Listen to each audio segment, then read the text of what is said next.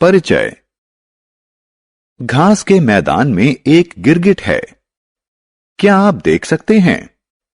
हां, यह घास के नीचे है।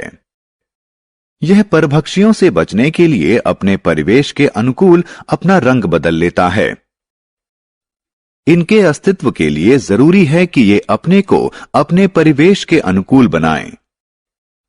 यह अनुकूलन जंतुओं और पौधों को उनके विशिष्ट आवास में जीवित रहने और विकसित होने में सहायक होता है। इस पाठ में हम जानेंगे कि विभिन्न जंतु और पौधे किस प्रकार अपने आवास के अनुसार अनुकूलन करते हैं। उद्देश्य। इस पाठ के अंत में आप निम्न करने में सक्षम हो जाएंगे। अनुकूलन को परिभाषित करने में, आवास के प्रकारों का वर्णन करने में, विभिन्न मरुस्थलीय जंतुओं और पौधों में पाए जाने वाले अनुकूलनों के बारे में बताने में, विभिन्न जलीय जंतुओं और पौधों में पाए जाने वाले अनुकूलनों के बारे में बताने में। आवास क्या है? हम सभी जानते हैं कि प्रत्येक सजीव को ऐसे स्थान की आवश्यकता होती है जहां वो अपनी बुनियादी दैनिक जरूरतों जैसे आहार, जल और आश्रय को पूरा कर सके। वह स्थान जहां पौधे या जंतु निवास और विकास करते हैं उसे उनका आवास कहते हैं। सभी सजीवों को जीवित रहने और विकसित होने के लिए स्वयं को अपने परिवेश के अनुरूप अनुकूलित करना पड़ता है। आवास के प्रकार। आवास दो प्रकार के होते हैं, स्थलीय या स्थल आवास, जलीय या जल आवास। स्थल यानी जमीन पर पाए जाने वाले पौधों और जंतुओं के आवास को स्थलीय आवास कहते हैं।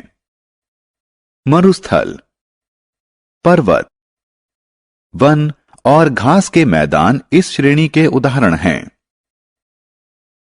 जल में पाए जाने वाले पौधों और जंतुओं के आवास को जलीय आवास कहते हैं।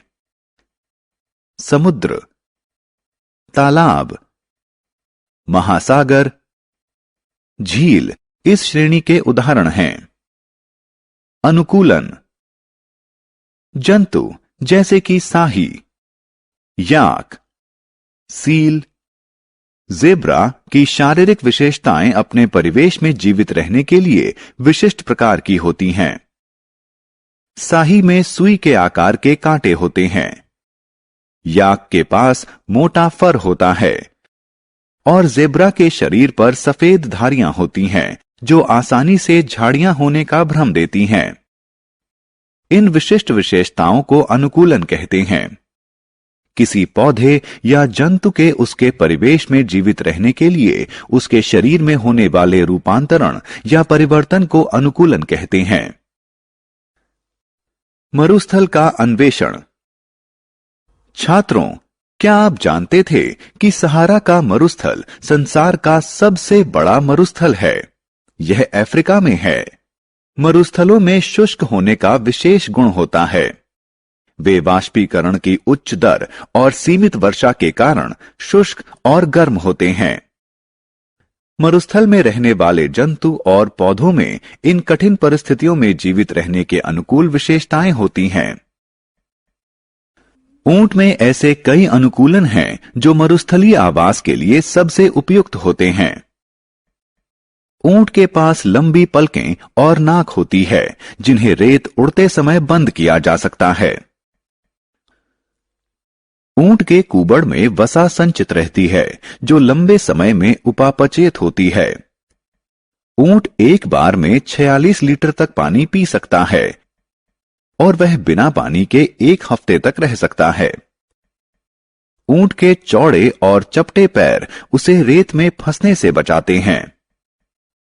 इसी प्रकार कैक्टस जैसे पौधे शुष्क और गर्म परिवेश में भी जीवित रहने के लिए कई अनुकूलनों का प्रदर्शन करते हैं।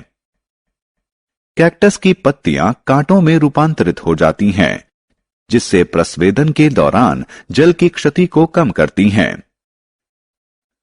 जल संग्रह के लिए कैक्टस का तना मोटा और चौड़ा होता है। मरुस्थलीय पौधों की जड़ें मृदा से जल ग्रहण के लिए बहुत गहरी तक जाती हैं। पर्वतों की खोज। छात्रों, क्या आपने कभी सोचा था कि पर्वतीय क्षेत्रों के वृक्ष घास के मैदानों या वनों के वृक्षों से भिन्न क्यों होते हैं? पहाड़ी क्षेत्र के पौधों में कठिन जलवायु जैसे शीत, गर्म या तेज पवन के अनुरूप विशेष अनुकूलन होता है। पहाड़ी पौधे छोटे और सदाबहार होते हैं।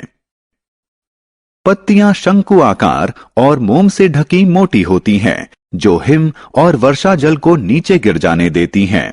शाखाएं तियर्क और जड़ें अच्छी तरह विकसित होती हैं। पहाड़ों पर रहने वाले जंतु भी अपने ठंडे परिवेश में रहने के अनुरूप अनुकूलन प्रदर्शित करते हैं। उदाहरण के लिए याक और पहाड़ी बकरियां ऊंचे पर्वतों पर रहने के अनुकूल होती हैं। जंतुओं की त्वचा मोटी और फरदार होती है, जो उनके शरीर को बर्फीली और ठंडी जलवायु में गर्म रखती हैं। जलीय जीवों का अन्वेषण। जलीय जीवों में विशेष गुण और अनुकूलन होते हैं, जो उन्हें जलीय आवासों में रहने और जीने में सहायता करते हैं। जलीय जीवों का शरीर धारीय होता है, जो उन्हें जल में तैरने में सहायता करता है। मछलियों की पूंछ और पंख चपटे होते हैं, जो उन्हें पानी के अंदर दिशा परिवर्तन में सहायता करते हैं। मछलियां गलफड़ों के द्वारा श्वसन करती हैं। जलीय पादपों का अन्वेषण। छात्रों, आपने शायद तालाबों और झीलों में कमल को तैरते हुए देखा होगा। ये पौधे जल में जीवित रहने के लिए विभिन्न अनुकूलन प्रदर्शित करते हैं।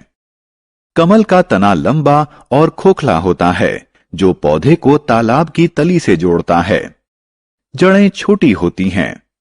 पत्तियां चौड़ी और थाली के आकार की होती हैं, जो पौधे को जल की सतह पर तैरने में सहायता करती हैं। कुछ जलीय पौधे जैसे हाइड्रिला आंशिक रूप से जल में डूबे रहते हैं। मेंढकों में अनुकूलन। मेंढक उभयचर होते हैं। वे जल और स्थल दोनों में रह सकते हैं, इसलिए उनमें जल और स्थल दोनों में रहने के अनुकूल विशेषताएं विकसित हो गई हैं। मेंढक के पास लंबा, मजबूत और जालीदार पिछला पंजा होता है, जो उसे फुदकने और तैरने में सहायता करता है। शीत ऋतु में मेंढक शीत निद्रा में चले जाते हैं। सारांश। आइए हमने जो कुछ सीखा है उसे संक्षेप में दोहराएं। किसी पौधे या जंतु के उसके परिवेश में जीवित रहने के लिए उसके शरीर में होने वाले रूपांतरण या परिवर्तन को अनुकूलन कहते हैं। वह स्थान जहां पौधे या जंतु निवास और विकास करते हैं, उसे उनका आवास कहते हैं। आवास मुख्यतः दो प्रकार के होते हैं, स्थलीय आवास एवं जलीय आवास। ऊंट के पास लंबी पलकें और नाक वसा संचित करने के लिए कुबड़, रेत में चलने के लिए चौड़े और चपटे पैर होते हैं। कैक्टस में कांटेदार पत्तियां, जल संचय के लिए मोटा और गूदेदार तना और जल ग्रहण करने के लिए मृदा में गहरे धंसी लंबी जड़ें होती हैं। पहाड़ी पौधे छोटे और सदाबहार होते हैं। उनकी पत्तियां शंकु आकार और मोम से ढकी मोटी होती हैं। शाखाएं तियर्क और जड़ें अच्छी तरह विकसित होती हैं। पहाड़ों पर पाए जाने वाले जंतुओं के पास मोटी त्वचा और फर होता है। जलीय जंतुओं में धारीय शरीर, चपटी पूंछ और पंख एवं श्वसन के लिए गलफड़े होते हैं।